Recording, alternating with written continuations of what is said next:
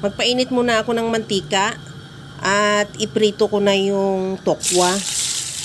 Antayin na lang maluto o mag-brown at saka tanggalin muna sa kawali at ilagay sa bowl at i-set aside.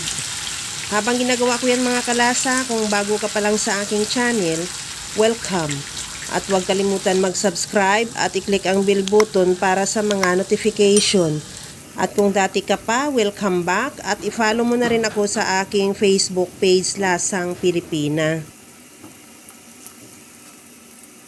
Sa disim na kawali, iprito ko na rin yung bangus na kinote ko lang siya sa cornstarch para maiwasan yung magtalsikan. At antayin lang din maluto yung kabilang side at saka baliktarin. Ganon din yung kabilang side. Pagkaluto, tanggalin muna yan sa kawali at ilagay ulit dun sa strainer para makatulo yung excess na mantika at i-set aside muna.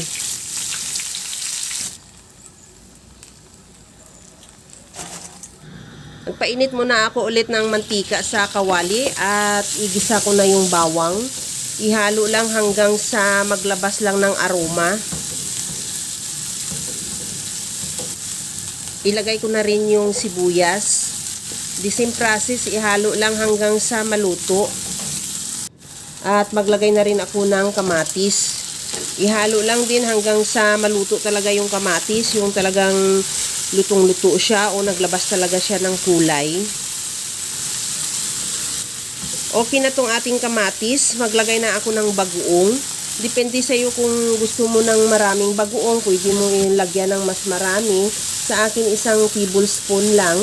At kung halimbawa hilaw yung bagoong na ilagay mo, lutuin mo lang, hugasan mo lang na mabuti at lutuin ulit at igisa ng mabuti rin. Naglagay na rin ako ng tubig. Lagyan ko na rin ng paminta at lagyan ko rin siya ng patis. At saka ilagay ko na yung piniritong bangus. Baliktarin lang din natin para magkaroon din ng timpla yung kabilang side. At saka maglagay na ako ng siling green at isunod ko na rin ilagay yung kangkong. Kunting halo lang hanggang sa maluto yung kangkong.